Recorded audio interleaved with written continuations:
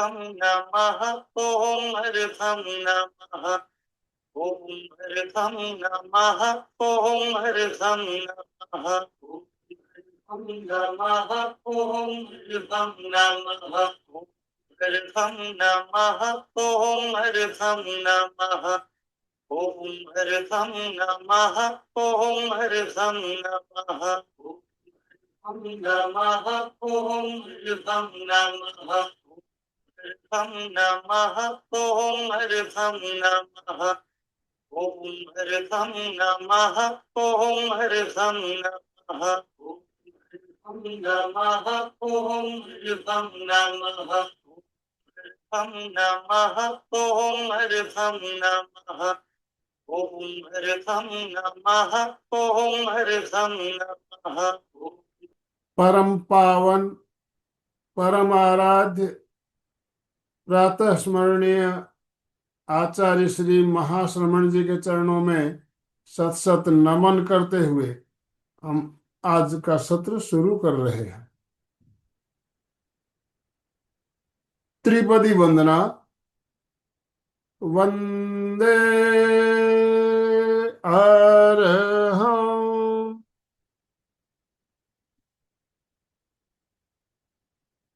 वंदे गुरुवरं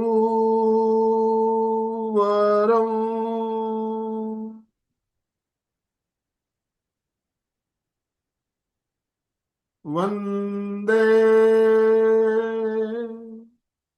सच्चं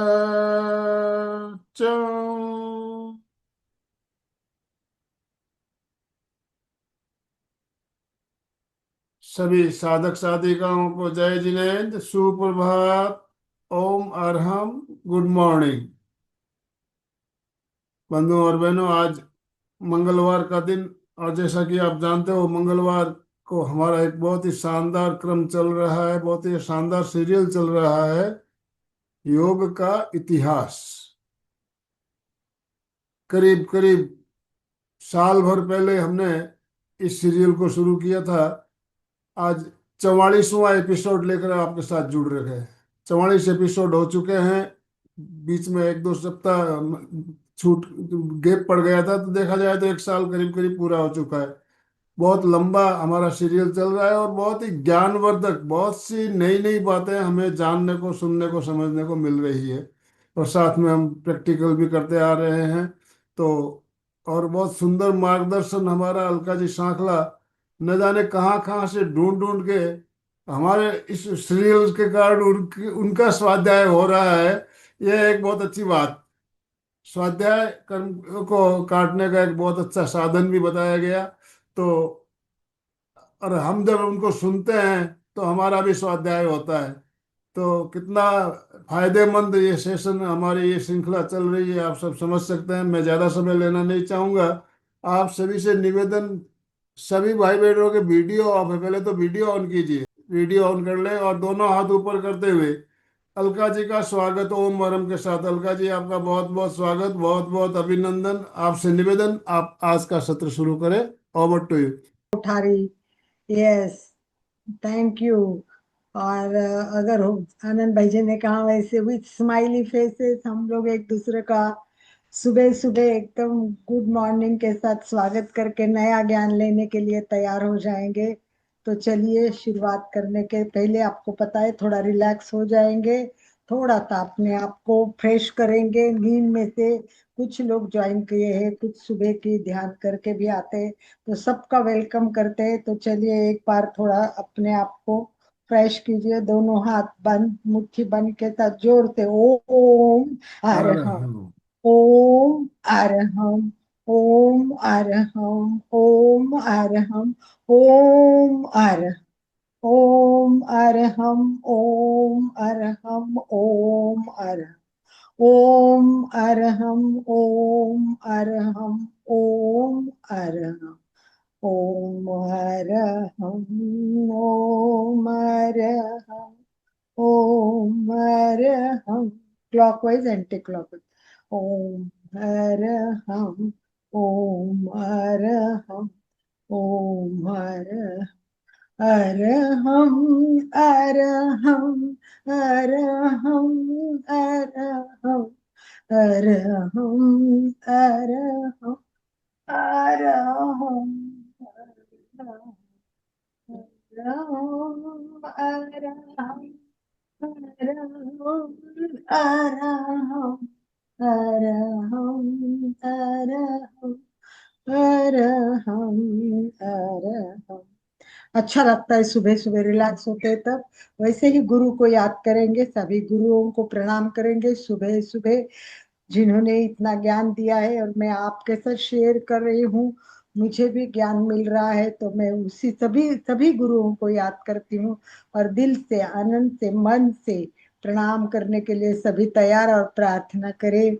गुरुर ब्रह्मा गुरुर विष्णु गुरुर्देवो महेश्वरा गुरु साक्षात् परब्रह्म तस्मै श्री गुरवे नमः गुरवे नमः गुरवे नमः। तो हम हठ योग को जान रहे हैं और हमने देखा हठ योग का अर्थ क्या है वो हमने जान लिया। पहले तो बहुत लोगों में मिसअंडरस्टैंडिंग था कि हठ योग मतलब हट जबरदस्ती करके करना है, तो वैसा नहीं है। तो हठ योग का अर्थ हमने अच्छी तरह समझ लिया क्या अर्थ है। तो चलिए एक प्रश्न पूछती हूँ कि अभी तो ज्यादा लोग नहीं जुड़े, 10-15 लोग ही है, फिर भी मैं पूछना चाहूंगी कि कोई आज नया जुड़ा है क्या, फर्स्ट टाइम कोई जुड़ा है या पहले ही सब है, सभी पुराने हैं या फर्स्ट टाइम हो तो बस इस तरह अंगूठा कीजिए या दिखाइए कि आज मैं पहली बार जुड़ी हूँ।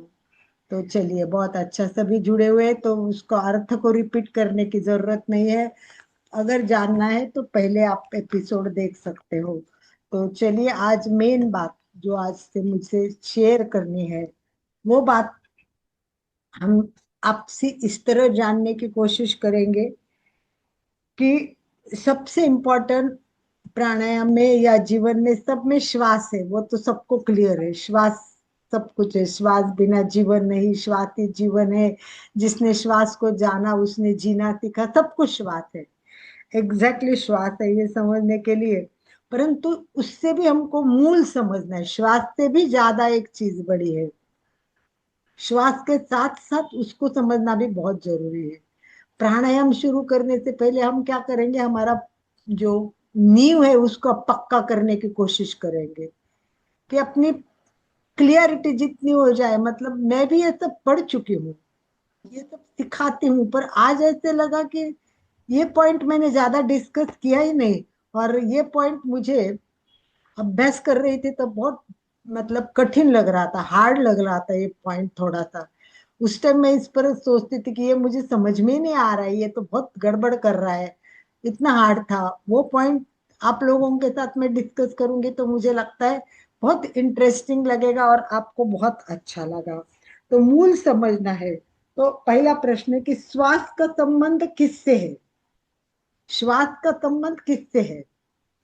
कोई भी लिखे या हाथ ऊपर करे। रीना ने, रीना तैयारी है, और कोई, एनीवन। रीना जी का तो हाथ ऊपर है ही। एनीवन, संगीता जी है, वेरी गुड। पहले हम और संगीता मैडम जी से को बता पूछ देते हैं। लीजिए। नहीं, रीना बाद में बताएगी, रीना का नॉलेज है, उसने I1 किया हुआ है, लेवल 1। पहले दूसरे लोग कितना जानते हैं, यस संगीता। मैम श्वास का शरीर से संबंध है। नहीं, नहीं, शरीर से तो है ही, पर उसके सिवा भी और है। अशोक जी। आत्मा से। नहीं। जय जिनेन्द्र। यस, श्वास के साथ में अपने प्राण की ऊर्जा आती है करेक्ट और उसी से करेक्ट, शरीर का एग्जैक्टली। संचार। प्राण का संबंध है, श्वास का संबंध है, वो सबसे पहले प्राण से है। और प्राण का संबंध किससे है, यस। प्राण का संबंध तो आत्मा से। नहीं, मतलब अपने को जो स्टेप पे जाना है ना, समझने के स्टेप्स के, श्वास लेंगे तो श्वास के साथ प्राण आएगा। मन से है नहीं शशि, मन से भी नहीं है, शशि ने लिखा है मन से। ये ना छोटी बात है पर क्लियर नहीं है, आप आज क्लियर हो जाएगी तो बहुत अच्छा लगेगा। मुझे भी ऐसा लगा ये पॉइंट अच्छा है, पर मैंने डिस्कस नहीं किया आज तक, तो मुझे इसीलिए प्राणायाम जानने से पहले, हठ योग में जानने से पहले ये बात क्लियर कर लेते। यस, तो मुझे लगता है कि ये बात रीना बताए। रीना जी कुछ बताना चाहती है। रीना बताओ। जी दीदी, हाँ, थैंक यू। वायु अगर हमारी चलायमान रहती है, मतलब प्राण, तो हमारे चित्त की स्थिरता नहीं होती है, चित्त भी चंचल होता है। नहीं नहीं नहीं लेकिन नहीं, ये भी नहीं, ये भी नहीं, ये नहीं, ऐसे ही है। मतलब श्वास, इसका संबंध प्राण, प्राण का संबंध ऐसे एक एक छोटा वर्ड में ही है। हमने स्वास्थ्य से, हम्म? प्राण का संबंध स्वास्थ्य से जितना। देखो हमारे जीवन में ना, मैं अभी टाइम वेस्ट ना हो इसलिए सीधा ही बता देती, क्योंकि ये नहीं क्लियर होगा आप लोगों से। हमारा जो श्वास आता है वो प्राण के साथ आता है, लाइफ से है शशि, नहीं लाइफ से भी नहीं है। ये है ना पर्याप्ति बोलते हैं इसको। पर्याप्ति मतलब हमारे जो काम करती है ना अंदर से, पर्याप्ति होती है। मैंने पांच ये मिनट सब पर्याप्ति बताई हुई है, मैंने एक बार अभ्यास किया है, उसमें पर्याप्ति का वर्णन किया हुआ है। पर्याप्ति मतलब काम करने वाली जो अंदर की शक्तियां, वो एक एक एक एक, ये पर्याप्ति यानी सूक्ष्म। शॉर्ट शॉर्ट में जानना है तो सूक्ष्म प्राण से इसका संबंध है। श्वास का संबंध प्राण से, और प्राण का संबंध विभाजी जुड़ी आज। वेलकम विभाजी। आपको पता है विभाजी कौन है? वो यूएसए से जुड़ी हुई वो विभा है शायद, राइट विभाजी? आप वीडियो ऑन कर सकते हैं विभा? वेलकम करती हूँ, काफी दिन के बाद विभा जी आई है हमारे साथ। और देखिए कि विभा जी का लक देखिए कि इनका रोज डायलिसिस चल रहा था, पर उनको एक किडनी मिल गई। देखो, तो सब उनके लिए ओम अरहम करे, भगवान ने उनकी सुनी। और उनको रोज डेली डेली डायलिसिस करना पड़ता था, पर अभी उनको एक किडनी भी मिल गई है। और काफी दिन वो प्रोसेस चल रही थी, और आज काफी दिन के बाद विभा जी आ गए, तो बहुत अच्छा स्वागत विभा जी। आपका अपने परिवार में बहुत बहुत स्वागत है। तो सब आप लोगों की दुआ से और भक्तामृत जी के पाठ से ही हुआ है, देवगुरु की कृपा से। बहुत बढ़िया, बहुत बढ़िया। अभी आपको वापस डायलिसिस करना पड़ता है कि अभी जरूरत नहीं है? वाह, तो एक बार उनके लिए वेरी गुड, वेरी गुड। देवगुरु ये इतने देवगुरु की बड़े कृपा है। से हादसे से अमेरिका में रहते हुए एक किडनी मिलना और ये सब होना, ये सब बहुत बड़ी बात है। तो शशि जी ने लिखा है पर्याप्ति 6 है। पर्याप्ति में अपन ज्यादा नहीं जाएंगे। विभा जी आप कुछ बता रही थी, बोलिए। विभा जी बोल रहे थे। मैंने भी 6 लिखा हुआ है, 6 हाँ 6 पर्याप्ति है। लिखा हुआ है, राइट। पर्याप्ति अपन इतने डिटेल में नहीं जाएंगे, बस इतना कि पर्याप्ति यानी सूक्ष्म प्राण।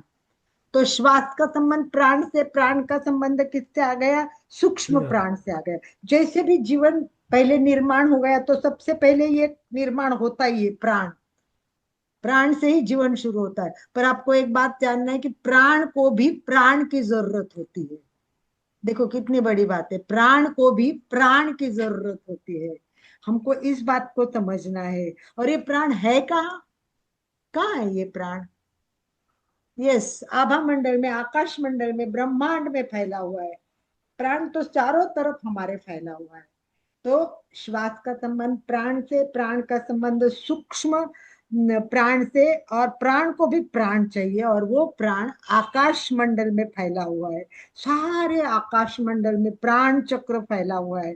आहार पर्याप्ति हो तो योग्य वर्गना चाहिए, वो सारी आकाश से मिलती है। ऊर्जा चाहिए, वो भी सब आकाश मंडल में रहते हैं। ये श्वास एक माध्यम है, श्वास एक माध्यम है। ये सब प्राण, ऊर्जा, शक्ति लेने के लिए। इसीलिए हम केवल श्वास नहीं लेते हैं, हम श्वास के साथ प्राण लेते हैं।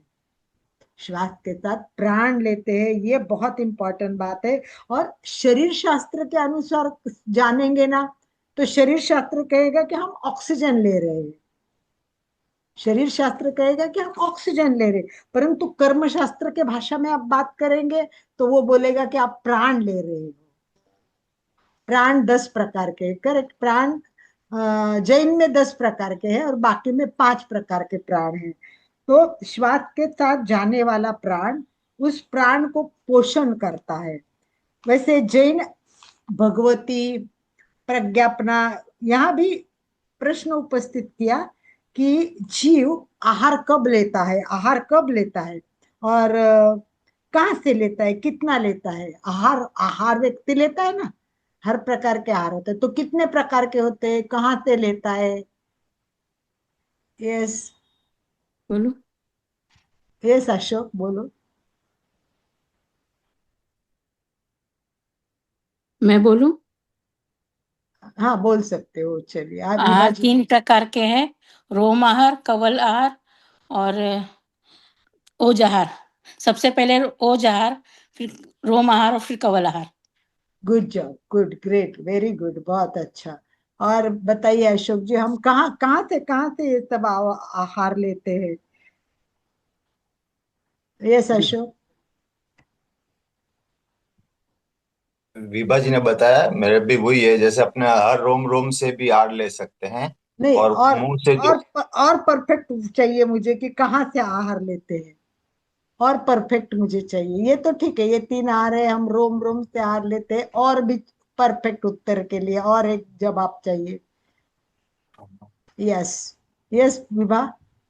सबसे पहले जब हम गर्भ में आते हैं तो माता पिता के ओज नहीं आहार जो लेते हैं वैसे नहीं, इन जनरल एक कॉमन कॉमन है वो, वो कहाँ तो से लेते हैं? मुंह से आहार लेते हैं हम। हम नाक हम ना आहार लेते हैं, वो 6 दिशाओं से आहार लेते हैं, पूर्व पश्चिम उत्तर दक्षिण ऊर्ध्व और अधो दिशा है। तो हम सारा 6 दिशाओं से आहार लेते हैं। वहां केवल आहार का प्रसंग नहीं है, ये जैसे विभाजी ने बताया कि रोम आहार है, वो अल्प मात्रा में होता है। यहाँ आहार का तत्व है हमारा, यहाँ हमारा जो प्रश्न है वो तत्व है, वो आहार का तत्व प्राण तत्व से जुड़ा हुआ है। जीवित रहने के लिए निरंतर आहार लेना ही पड़ता है, निरंतर प्राण ऊर्जा लेनी ही पड़ती है, ये आहरण रुकता नहीं है। ऊर्जा या प्राण का आहरण का सशक्त माध्यम श्वास है, परंतु निरंतर चलता है तो आहरण, वो श्वास का संबंध प्राण से, प्राण का संबंध सूक्ष्म प्राण से, सूक्ष्म प्राण का संबंध हमारे कर्म शरीर से होता है, कर्म शरीर से होता है। तो श्वास भीतर जाता है, उसके साथ प्राण वायु जाता है, मतलब प्राण वायु भी जाता है और प्राण तत्व भी जाता है। तो हमारे जीवन का जो संपूर्ण लाइफ स्टाइल है, प्राण शक्ति है, प्राण ऊर्जा है, ये सब चेतना से होते हैं। हम बोल रहे हैं, मैं हाथ हिला रही हूँ, ये सब कुछ क्रिया होती है। ये सब क्रिया कैसे होती है? ये सब प्राण ऊर्जा से काम करती है, हर चीज। संगीता समझो ऐसी बैठी है, अशोक जी अपने बुक लिख रहे हैं, ये हर चीज होती है, वो सब सब सब कुछ प्राण ऊर्जा से होती है। तो हमें ये सतत सतत एक्टिव रखने के लिए प्राण ऊर्जा की सतत जरूरत है। जितना गहरा सांस लो, उतनी ही प्राण शक्ति अधिक प्राप्त होगी। जब हम श्वास का दर्शन करेंगे, श्वास को देखते रहेंगे, तो प्राण और ऊर्जा अंदर जाएगी। तो इस प्रकार हमारे प्राण शक्ति का प्रदर्शन हमें करना है। कुछ लोग क्या करते हैं आपको पता है? ट्रक उनके छाती के ऊपर से जाता है, ट्रक जाता है पेट के ऊपर से। क्यों जाता है? क्योंकि इतनी अनंत ऊर्जा, प्रचंड ऊर्जा अंदर है, पर वो आत्मा की अनंत शक्ति, अनंत वीर्य, ये श्वास की अनंत एक अंश है अपन जो कर रहे हो। इसलिए चमत्कारिक प्रयोग होते हैं, वो उसको समझकर, उसको जानकर, उसको पकड़कर उसकी शक्ति आपको दिखा सकते हैं, राइट। तो चलिए अब 3 शब्दों को हमें आज जानना है और 3 शब्दों पर हमें आज डिस्कशन करना है। 3 शब्द इंपॉर्टेंट है। अब एक प्राण हो गया ना, दूसरा हम लेते हैं वो ऑक्सीजन यानी प्राण वायु लेते हैं, राइट। और तीसरा हम बोलते हैं प्राणायाम करते हैं, हम हमें प्राणायाम तक पहुंचना है। तो उसके लिए पहले प्राण, प्राण वायु और प्राणायाम, इनका कोरिलेशन समझना है। अब कौन बताएगा इसका कोरिलेशन के बारे में? प्राण, प्राणवायु और प्राणायाम, ये तीनों को रिलेट करने हैं, और एक दूसरे से कैसे इधर से उधर कैसे जुड़ता है, इधर से उधर, ये जानेंगे ना तब आपका आज क्लियर हो जाएगा। फिर हम नेक्स्ट टाइम प्राणायाम बात करेंगे, परंतु ये बात बहुत बहुत इंपॉर्टेंट है, बहुत जरूरी है, और ये हम क्लियर नहीं है, राइट। ये हमारा क्लियर नहीं है ना हमारा, राइट अशोक? ये क्लियर है क्या? पूरा प्राण, प्राणवायु, प्राणायाम पूरा क्लियर है? एक दूसरे से कनेक्शन नहीं है ना? वही कनेक्शन। सब पूरा कनेक्शन समझना जानना इतना क्लियर नहीं है, राइट संगीता? यस रीना, हेमलता जी, कोमल, कोमल अभी जुड़ी है लगता है late, Anil ji, Sarika. Movement of prana is pranayama. Yes, pranayama क्या है वो अपन जानेंगे बाद में। यस रीना, कुछ बात करोगी? बोलो। यस रीना, जी दीदी। बोलो। प्राण तो दीदी चारों तरफ ब्रह्मांड में फैला हुआ है, प्रकृति में। लेकिन जब हम कॉन्शियसली उसको, जब हम अंदर धारण करते हैं पूरक से जागरूक होकर के, तब वो हमारे अंदर वो प्राणायाम मतलब उसका विस्तार हो जाता है, क्योंकि एक अंदर का जगत है। तो जब हम बाहरी जगत से उसको खींच करके उसको जागरूक और पूरे उससे लेते हैं, तो हमारा जो अंदर का पूरा सब कुछ जो है, पांच तत्व, जो बाहर पांच तत्व है, अंदर के पांच तत्व, धीरे धीरे उन सब की समानता हो जाती है, कि तो बैलेंस हो जाती है, जितने भी हमारे अंदर कोई भी कमी है तो ठीक, करेक्ट है इतना वो। ही। एक हाँ। एक पॉइंट ये भी है, ये भी इम्पोर्टेंट पॉइंट है। और बताइए, और कोई बताएगा इस बारे में? बिल्कुल सही बताया रीना ने। और थोड़ा उसका परफेक्ट लाइन पे आ जाएंगे हम लोग। तो चलिए मैं बताती हूँ। सबसे पहले प्राण, प्राण है ना, ये हमारी साधना है, समझ लो। प्राण, प्राण लेना मतलब एक साधना करनी है अपने। कैसे लोहार के धोखने होते हैं ना, जैसे जैसे धोखनी चलाएगा वो, तो क्या होता है, तेज हवा आती है ना? तो जैसे हवा आएगी उतना अग्नि तेज हो जाएगा, राइट? जितनी हवा आएगी धोखनी से, लोहार की धोखनी को याद करो, तो जैसे हवा निकलती है अग्नि प्रज्वलित होता रहता है, अग्नि प्रज्वलित रहता है।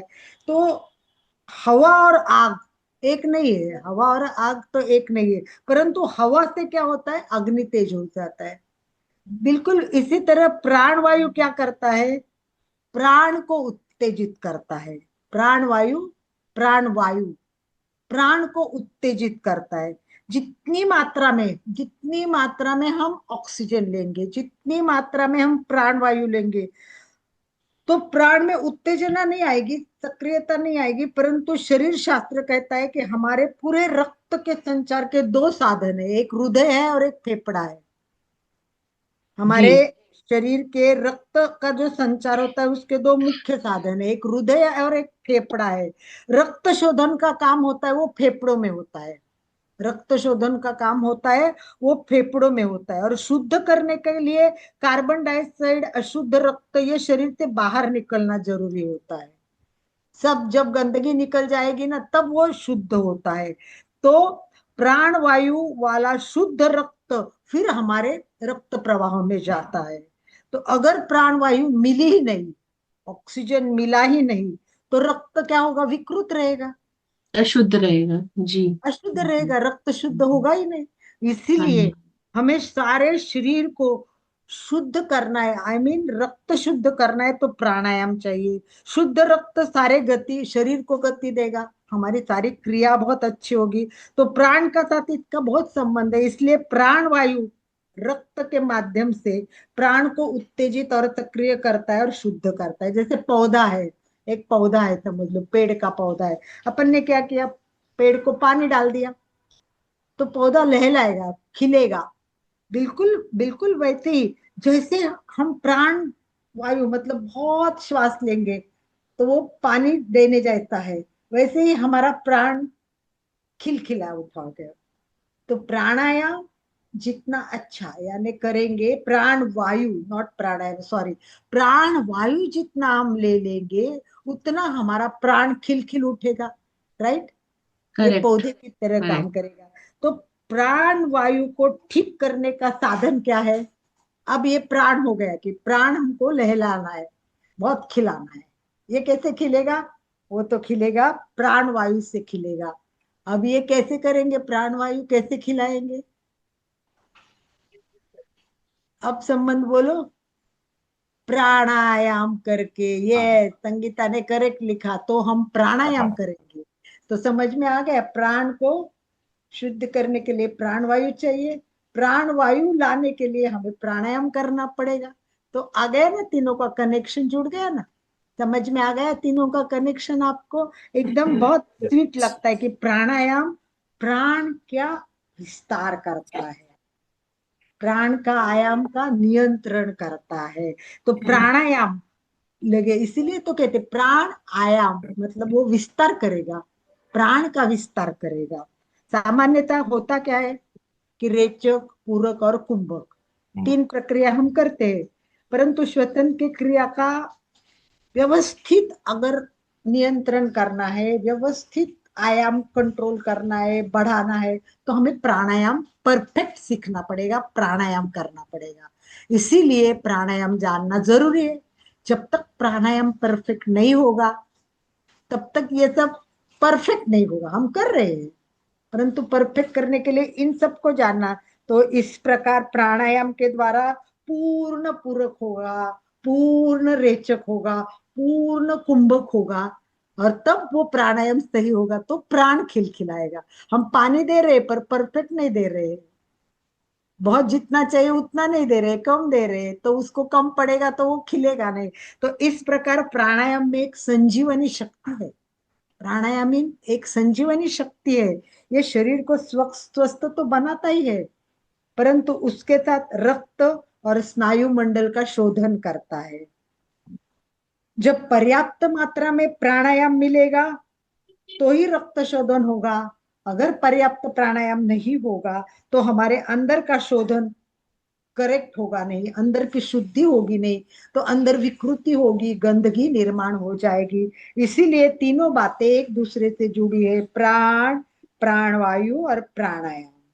प्राणायाम के बिना प्राणवायु का सम्यक ग्रहण नहीं होगा, और प्राणवायु के बिना प्राण का सम्यक उद्दीपन नहीं होगा। करेक्ट? तीनों वाक्य समझ लेना। समझ में आए तीनों वाक्य? एक बार मैं रिपीट करती हूँ। प्राणायाम के बिना, प्राणायाम के बिना प्राणवायु का सम्यक ग्रहण नहीं होगा। प्राणायाम नहीं करेंगे तब तक परफेक्ट प्राणवायु नहीं आएगा, और जब तक परफेक्ट प्राणवायु अंदर नहीं आएगा तब तक प्राण का भी सम्यक उद्दीपन नहीं होगा। तो हम निकले प्राण से और कहाँ पहुंचे? प्राणायाम तक पहुंचे, राइट? तो कितना इंपॉर्टेंट है प्राणायाम। जब तक प्राणायाम परफेक्ट नहीं होगा, प्राणायाम इतना महत्वपूर्ण है, उसको सम्यक जाने बिना, सम्यक प्राणायाम कर किए बिना हम हो नहीं कर कुछ कर नहीं सकते, परफेक्ट हो नहीं सकते। इसीलिए हम प्राण से चले, प्राणवायु पर आए और प्राण तक पहुंचे, प्राणायाम तक पहुंचे, राइट? अब हम उल्टी यात्रा करते हैं। अब हमने पहली यात्रा कैसे की? प्राण, प्राणवायु और प्राणायाम। अब हम उल्टी यात्रा शुरू करते, प्राणायाम से चलते हैं। चलो प्राणायाम से चलते हैं, प्राणायाम से चलते हैं। हमारा प्राणायाम का अभ्यास अच्छा होना चाहिए, प्राणायाम साधना चाहिए, प्राणायाम में कितनी मात्रा लेनी है ये सब जानना चाहिए, और प्राण वायु कहाँ तक पहुंचता है इसका ज्ञान हमें लेना चाहिए। जैसे मैंने बोला, नाक से श्वास लिया, फिर गया, श्वास नलिका में आया, यहाँ तक हम जानते हैं। हमारा श्वास फेफड़ों तक पहुंचता है, पर हमें ये पता नहीं कि कितना नीचे जाएगा तब वायु कोश तक पहुंचेगा। जब तक वायु कोश तक नहीं पहुंचा तब तक वो एक्सचेंज होगा नहीं, तो फिर श्वास लेके फायदा ही होगा नहीं, क्योंकि एक्सचेंज नहीं होगा, वो अंदर रक्त तक गया नहीं, तो फिर क्या उपयोग? कार्बन डाइऑक्साइड निकला नहीं तो हमारा श्वास का उपयोग ही क्या है?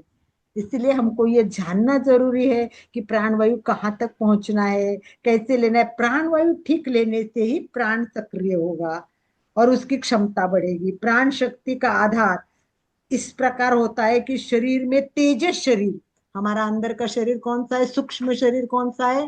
तेजस शरीर। तेजस और कार्बन। यस, तेजस शरीर और कार्बन। तो पहले तेजस, तेजस सक्रिय होगा, इसकी शक्ति बढ़ेगी, और ये तेजस में लब्धि भी होती है, अलग प्रकार की लब्धियां प्राप्त होती है। तो व्यक्ति क्या कर सकता है? कुछ भी कर सकता है, कुछ भी कर सकता है। ये शक्ति अगर प्राप्त हो गई तो लब्धि प्राप्त होती है उसको। अगर ये प्राणायाम समझ गया तो इतनी शक्ति आ जाएगी कि अपने बालों में ट्रक को लेगा और खींच लेगा। वो क्यों लेगा? क्योंकि ये लब्धि प्राप्त हो गई है। किससे हो गई? ये प्राणायाम से होती है। खींचेगा वो, पूरी ताकत आएगी, परंतु वहां तक हमें लब्धि तक नहीं जाना है। परंतु हमें एक सही जीवन जीना है, बीमारी ना हो, स्वस्थ हो, सकारात्मक भाव आए, डोपामाइन तैयार हो, मन शांत हो, सेरोटोनिन अच्छा हो, सब कुछ करना है शरीर में। जो जो पॉजिटिव थिंग है वो शरीर में तैयार करनी है। तो क्या करना है? परफेक्ट प्राणायाम सीखना है। और इसीलिए हमें प्राण का संबंध तेजस से है, तेजस से है। अभी हम तेजस तक पहुंच गए। ये होता प्राणायाम से प्राणवायु, प्राणवायु से प्राण, और प्राण उद्दीपित होता है तब अद्भुत क्षमताएं प्रकट होती है। और प्राण के सारे केंद्र कहाँ है? मस्तिष्क में। प्राण के केंद्र कहाँ है? मस्तिष्क में है। किंतु प्राण की धारा दो मार्ग से होती है, एक तो बाहर का रास्ता है और एक अंदर का रास्ता है। प्राण में भी दो प्रकार के हैं। बाहरी रास्ते से क्या होता है? प्राण शक्ति जाती है, हमारे शरीर में आती है और सारे शरीर तंत्र को सक्रिय बनाती है। हमारा शरीर नॉर्मल है, वो अतिरिक्त काम नहीं कर रहा है। तो हम प्राण केंद्र को सक्रिय करेंगे तो हमारी जीवन यात्रा बहुत अच्छी हो जाएगी। तो हमारे शरीर मस्तिष्क में जो प्राण केंद्र है उसको हमें अभी सक्रिय करना है। और वो सक्रिय करने के लिए हमें क्या करना है? प्राण शक्ति को, प्राण को जानना है, प्राणायाम को जानना है, हमारी सुप्त शक्ति है उसको बाहर निकालना है। इसको हमें बहुत कुछ करना है। तो इस करने के लिए, सब करने के लिए हठ योग में बहुत सुंदर प्रकार से हमें तुलनात्मक अभ्यास अगर हम करें तो पतंजलि ने बताया वो केवल 4 प्रकार के मार्ग बता दिए कि भाई एक श्वास लेना है, श्वास छोड़ना है, श्वास अंदर रोकना है, श्वास बाहर रोकना है। ये 4 प्रकार पतंजलि ने बनाए। पर हठ योग ने क्या किया है? हमें 8 प्रकार के प्राणायाम समझाए हैं। 8 प्रकार के प्राणायाम। तो हठ योग का प्राणायाम है। तो उन्होंने प्राणायाम नहीं कहा है, उन्होंने क्या कहा है पता है? हठ योग में क्या कहा है? Yes, anyone? प्राणायाम नहीं बोला है उन्होंने। हठ योग में अलग शब्द यूज किया है। यस, कुंभक, कुंभक, कुंभक। करेक्ट, कुंभक शब्द यूज किया है। उन्होंने कहा 8 प्रकार के कुंभक। मतलब आप समझ ले प्राणायाम में कुंभक का कितना इंपॉर्टेंट है। समझे आप कितना इंपॉर्टेंट है प्राणायाम में? तो हमको आज प्राणायाम के साथ साथ क्या जानना है कि कुंभक का कितना इंपॉर्टेंट है। कुंभक का इंपॉर्टेंट जाने बिना हम प्राणायाम सही तरीके से कर ही नहीं सकते, कर ही नहीं सकते। इसीलिए हम सबको स्टेप बाय स्टेप एक एक बात जाननी है। तो पहले कुंभक को अच्छी तरह जाना पड़ेगा और दिमाग से पहले क्लियर करना पड़ेगा। कपालभाति, अनुलोम विलोम, नाड़ी शुद्धि ये प्राणायाम नहीं है। अब कई बार खोलो, अभी भी मैं नेट खोल के अभ्यास करे, सब जगह कपालभाति प्राणायाम का पहले अभ्यास करते हैं, कपालभाति प्राणायाम का पहले अभ्यास करते हैं, नाड़ी शोधन प्राणायाम का अभ्यास करते हैं। कई ग्रंथ, कई अच्छे लोग, कई बड़े बड़े महान संत मानते, बहुत बड़े बड़े ऐसे लोग हैं, वो सब क्या लिखते हैं? यस संगीता, ये शुद्धि क्रिया है।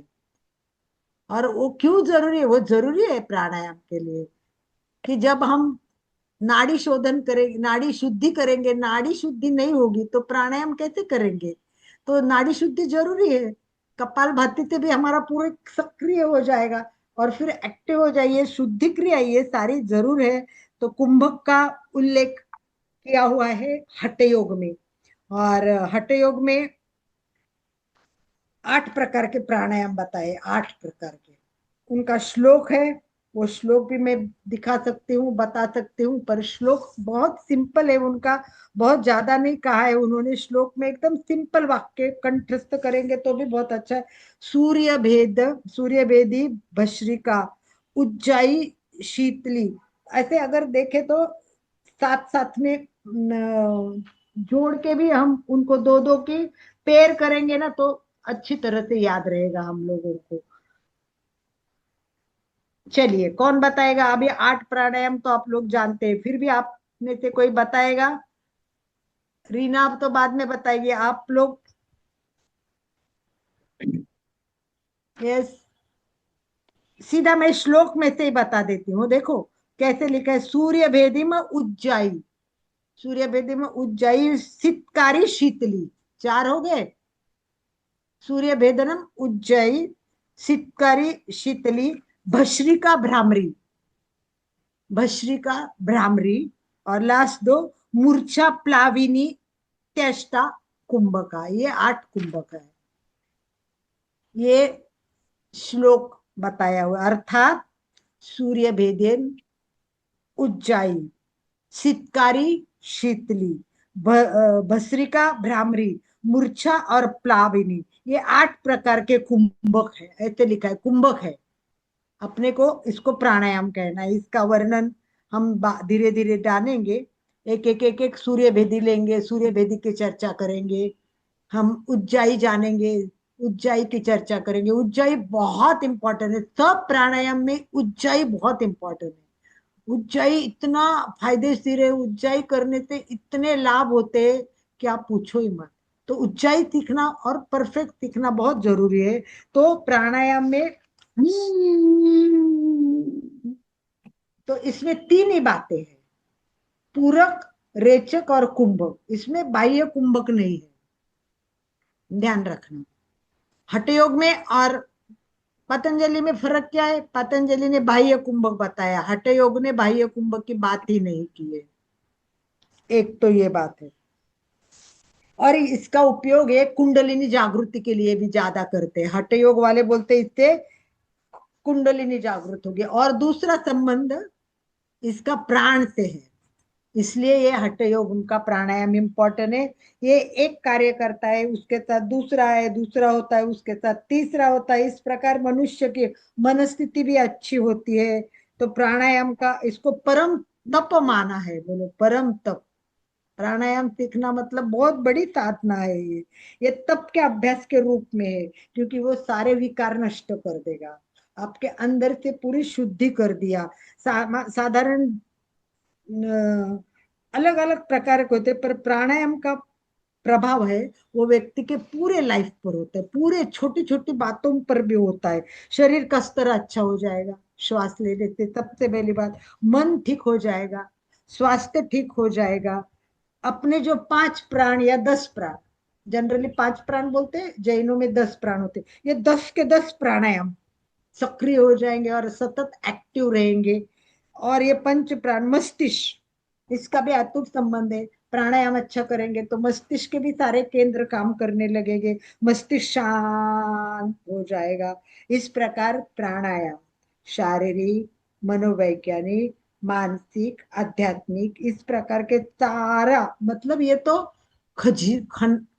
अलाउद्दीन का दिवा है। जैसे घसते जाओ, मतलब जितना डीप में जाओ, जितना समझते जाओ, अंदर से एक एक एक एक एक एक एक एक आपको फायदे मिलते रह जाएंगे। परंतु इतना ही जानना जरूरी है कि प्राणायाम का अभ्यास धीरे धीरे सीखना है, धीरे धीरे करना है, पूरी जागरूकता से करना है। बस हमने क्या हो गया मेरा प्राणायाम, लोग फटाफट कर देते 10 मिनट में। लोगों को आसन अच्छे लगते हैं, ये भावनात्मकता भी है इसमें, सब कंट्रोल हो जाते। करेक्ट, अशोक जी ने लिखा है, वो भी बराबर है।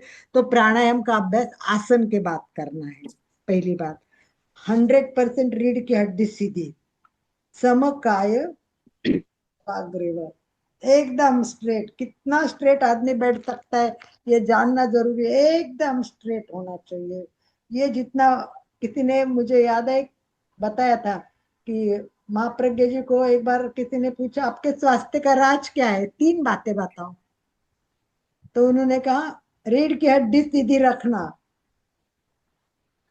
फिर उन्होंने कहा रीढ़ की हड्डी सीधी रखना, फिर कहा रीढ़ की हड्डी सीधी रखना। बस यही मेरे स्वास्थ्य करा दे। तीनों के लिए उन्होंने वही बात बताई। तो कितना इंपॉर्टेंट है। तो हम जब भी थोड़ा झुके तो याद करना, महाप्रज्ञ जी ने कहा रीढ़ की हड्डी सीधी करो, तुरंत रीढ़ की हड्डी को सीधी करो।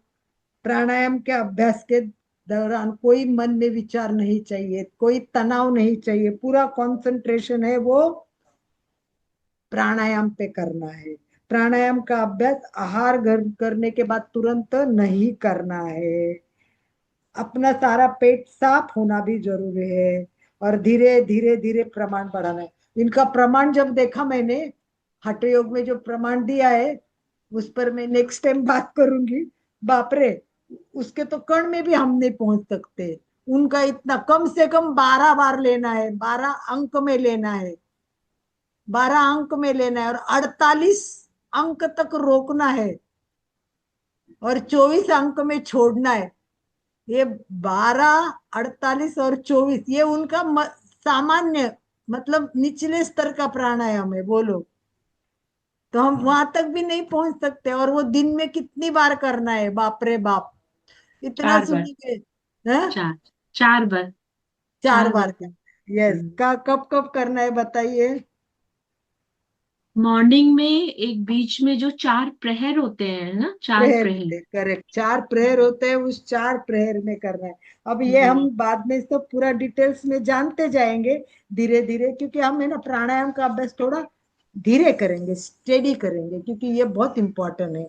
इसकी क्लैरिटी, आज जो पॉइंट है वो काफी नए है कि नहीं, प्राण, प्राणायाम, प्राणवायु, ये सब कनेक्शन जानना, ये हृदय से फेफड़ों से कैसा संबंध है, ये सब समझना, ये बहुत बहुत जरूरी है। तो इस प्रकार हमें ये जो 2 प्रकार के श्वास है, प्रयत्न जनित श्वास पर ज्यादा विकास करना है। सामान्यतः हम 1 मिनट में जितना श्वास लेते हैं, समताल श्वास से हम 3 पर आ चुके हैं, राइट। कितने लोग है समताल श्वास कर रहे हैं, ऐप यूज कर रहे हैं, अभी तो सारे वीडियो काफी ऑफ है। यस, विमला जैन कर रहे हैं, तुरंत हाथ ऊपर के अशोक जी कर रहे हैं, रेगुलर कितने लोग कर रहे हैं, सबसे इम्पोर्टेंट रेगुलर करना जरूरी है, नियमित। उसमें चार्ट आता है, कांता भी हाथ ऊपर कर रही है, यस, कांता भी कर रही है, गुड जॉब, चंदू जी भी कर रहे हैं, चंदू दुग्गड़ भी कर रहे हैं। तो ये है ना, मार्क्स के लिए नहीं करना है, हमें डे टू डे भी पता चलता है उसमें। आप ऊपर टच करोगे ना जहां मार्क्स आते हैं तो दिखेगा कि कौन से दिन नहीं करेगा, उसमें नोट भी होगा आपका, इस दिन को प्राणायाम नहीं किया हुआ है। तो इस प्रकार आज हमने सूक्ष्म तक कैसे पहुंचना है, प्राणायाम सही जानना क्यों जरूरी है, परफेक्ट प्राणायाम करने का क्या फायदा होता है, तो ये सब आज हमने जान लिया। इस बारे में कोई प्रश्न हो तो पूछ लेंगे, बात करेंगे, और नहीं तो हम प्रैक्टिकल करेंगे। और सबसे बड़ी बात, लास्ट टाइम बहुत अच्छा रीना ने प्रैक्टिकल करवाया था, काफी मतलब रीना का अभ्यास, और उसमें लेवल 1 दिया है। आप भी सोचो कि लेवल 1 करना है हमको, आगे बढ़ना है, सबको भी थोड़ा बहुत एग्जाम देंगे ना, तब तब क्या होता है कि थोड़ा सा हम डीप में जा सकते हैं। कांता, बात करनी है क्या आपको?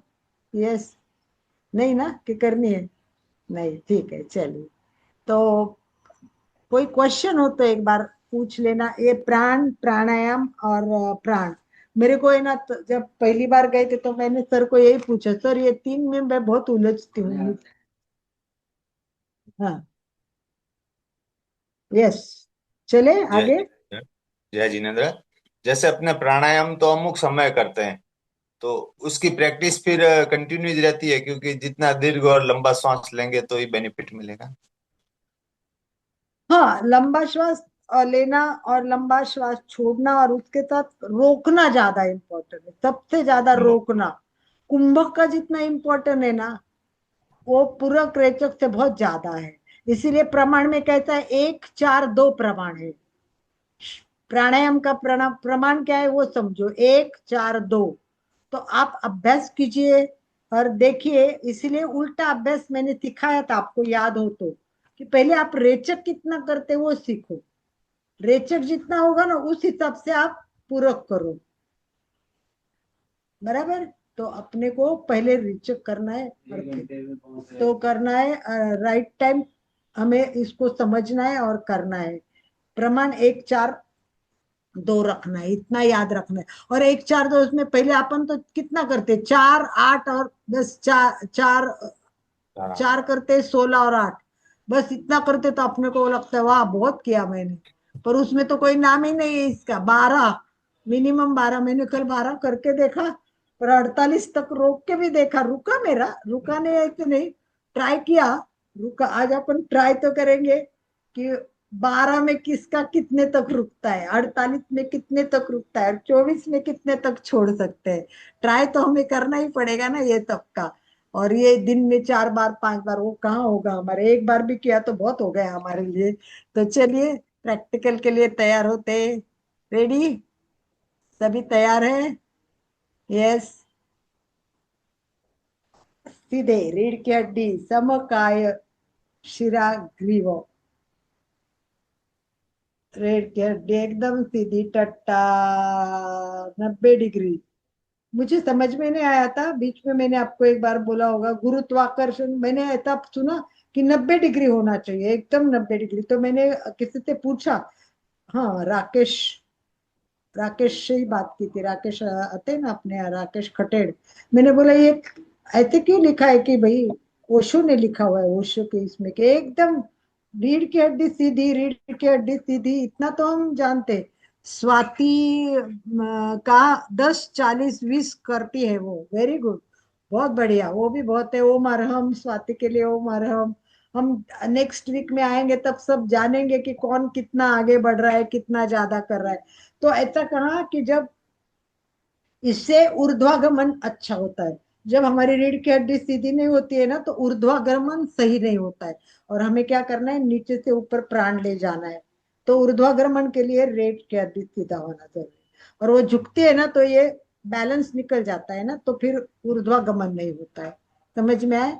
इसलिए रीढ़ की हड्डी एकदम सीधी। चलिए, टट्टार, संपूर्ण शरीर स्थिर, शिथिल, तनाव मुक्त करे। कंफर्टेबल हाथ की मुद्रा, जिसमें आप कंफर्टेबल हो, कोई मुद्रा करे। अभी आप लोग अभ्यास हुए, मैं ज्यादा बोलूंगी नहीं, अपने हिसाब से मुद्रा करे। आंखें कोमलता से बंद, चेहरा शांत,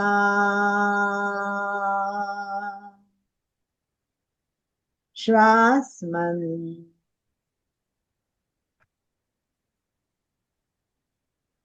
पैर के अंगूठे से लेके सिर तक, शरीर का प्रत्येक अवयव शिथिल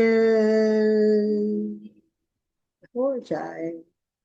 शिथिलता का सुझाव दे एवं शिथिलता का अनुभव करे।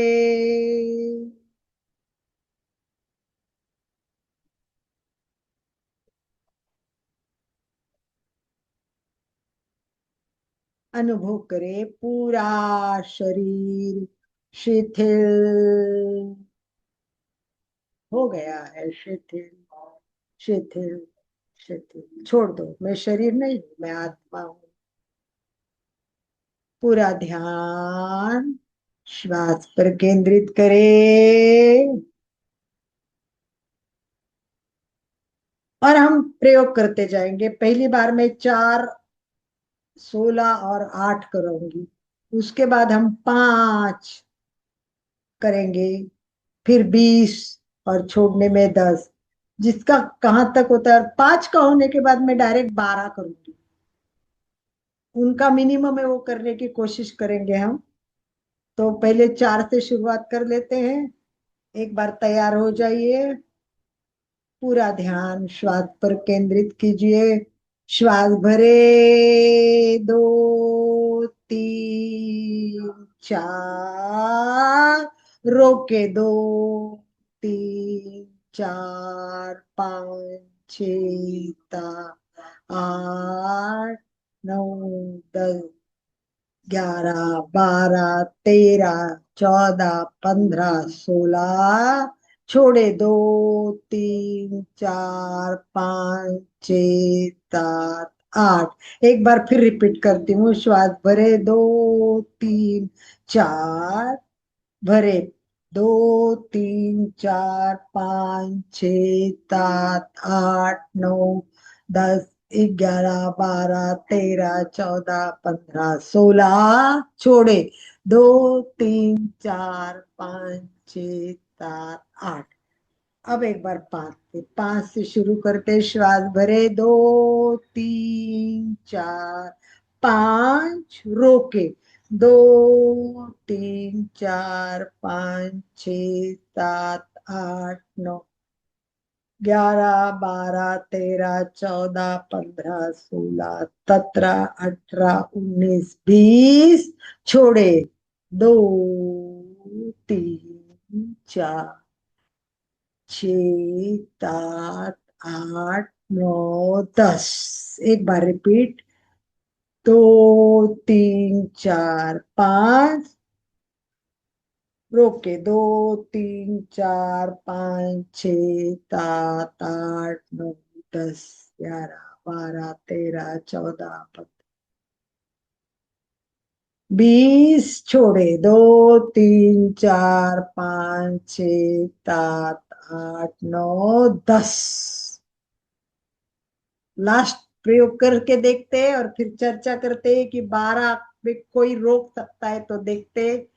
उन्होंने कहा कि 10 में करते, तो चलो एक बार 10 40 और 20 कर लेते, 12 का नहीं करते, 10 40 20। ठीक है, श्वास भरे 2 3 4 5 6 7 8 10, रोके 3 4 5 6 7 8 9 10 11 12 13 14 15 23 24 25 26 27 36 37 40, छोड़े 2 3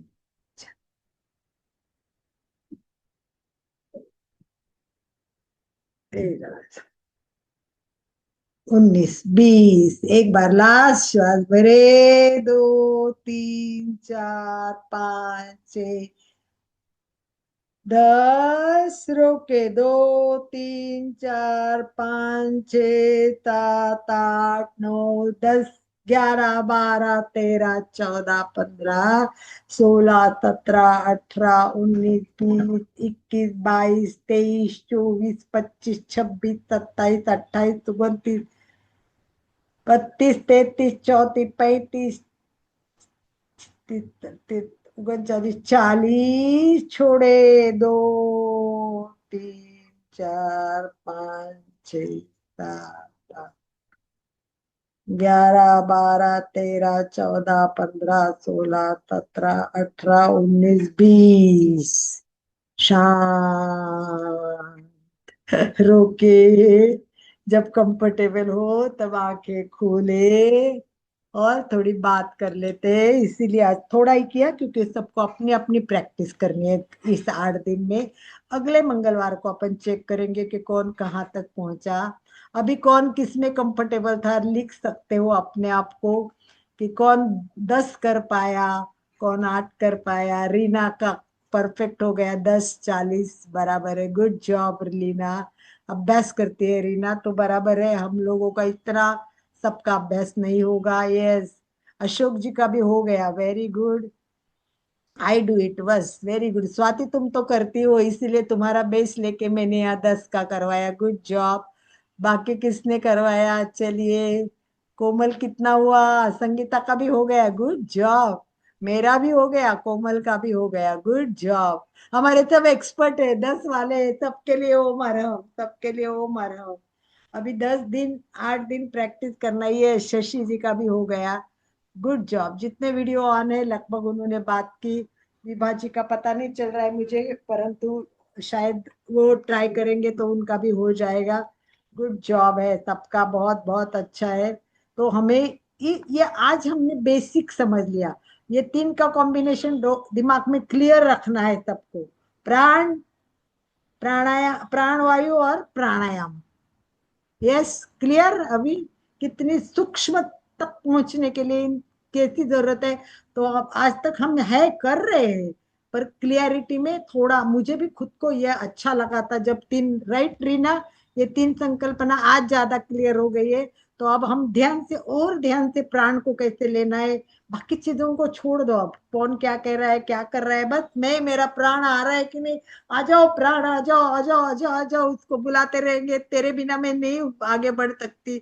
चलो अपन दोस्ती कर लेते, प्राणायाम प्राण से दोस्ती कर लो। दिन भर देखते रहो, आहा कहाँ है तू, आजा आजा आजा, मैं तेरा वेट कर रही। राइट। तो चलिए, बहुत बढ़िया बहुत बढ़िया। तो चलिए अपन एंड तक चलते, क्वेश्चन आंसर नहीं हो तो फिर एक एक एक एक एक एक एक एक एक एक एक एक आज की क्लियरिटी के बारे में बात करेंगे। बराबर एग्जैक्टली 7:30 आज मुझे पूरा करना है।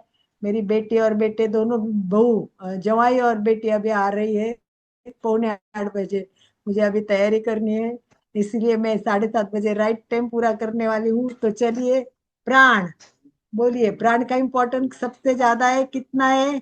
प्राण क्या काम करता है? यस, प्राण का काम क्या है? सबको अनम्यूट ऑप्शन देते हैं। आनंद भाई जी, सबको अनम्यूट दीजिए, सबको ही अनम्यूट कर दीजिए। जय जिनेन्द्र। प्राणी जीवनी शक्ति है। Correct, yes. चंदू जी को इनमुट चंदू जी। प्राण जीवनी शक्ति, प्राण नहीं है तो जीवन ही खत्म हो जाएगा। हाँ, वो तो जीवनी शक्ति बता दिया अशोक ने, नहीं आगे का पॉइंट बताने का। यस, उन्होंने बताया कि नहीं तो जीवन खत्म हो जाएगा, ठीक है। यस रीना। बस मेन मेन वही है। हाँ, यस रीना, और कोई पॉइंट नया? एनीवन? यस। प्राण जीवन शक्ति तो है ही है, और अभी कोई वर्ड मेरे को याद नहीं आ रहा है अभी। 2 मिनट दीजिए, शायद याद आ जाए। ठीक है, बाकी इंपॉर्टेंट नहीं कि प्राण है ना, जब प्राण बढ़ेगा, प्राण शक्ति हमारी बढ़ेगी ना, तो हमारा सूक्ष्म जगत तक पहुंचना इजी हो जाएगा। हमारा जो तेजस शरीर है वो तब तक इम्पोर्टेंट है, अंदर जाना बहुत बहुत बहुत जरूरी है। और ये अंदर हम जितनी ऊर्जा लेंगे, जितना प्राण लेंगे, प्राण केवल एक काम नहीं करता है, वो कितने सारे काम करता है प्राण। प्राण तो 5 प्राण को जगाएगा, प्राण तो जी। 10 प्राण को जगाएगा, प्राण को हमें एक्टिव रखेगा। तो जितना गहरा श्वास उतनी प्राण शक्ति सर्वाधिक, और जितनी प्राण शक्ति अधिक उतने हम ज्यादा सक्रिय, और मस्तिष्क केंद्र और आत्मा में जो अनंत शक्ति वो जागृत करने का ये प्राण एक माध्यम है, एक साधना है। इसी के साथ आनंद भाई जी समापन के लिए ओम अरहम। नेक्स्ट टाइम 12 पे सब ट्राई करके आएंगे, 12, 48 और 24, ठीक है। बहुत और अच्छा फिर लगा दीदी, कुंभक किया ना आज, ये मतलब आपने जो अभी करवाया ना, हाँ हाँ, तो बहुत बहुत अच्छा लगा, बहुत वही बढ़िया वही लगा कुंभक। वही जानना जितना पड़ेगा। समय पर ये ना, समय को जितना हाँ, ये है ना समय को 3 जितना बंद के बढ़ाने का साथ करना चाहिए। हाँ बिल्कुल अशोक, सही है। पर अभी है ना 3 बंद के साथ करेंगे ना तभी ज्यादा अच्छा होगा। ये 3 बंद के साथ नहीं करते ना तो हठ योग में इसको प्राणायाम ही कहते नहीं है। तो हमें प्राणायाम करना है तो फिर एक बार और 3 बंद के साथ करके देखना पड़ेगा। तो नेक्स्ट टाइम इसी पे चलेंगे। इसी के साथ ओम अरहम। ओम अरहम। ओम ओम अरहम। बहुत बहुत धन्यवाद सभी भाई बहनों का, जो भी भाई बहन हमारे साथ जुड़े। और अलका जी, आपका बहुत बहुत धन्यवाद, बहुत बहुत आभार। समापन भी और चलेंगे। उसमें यस।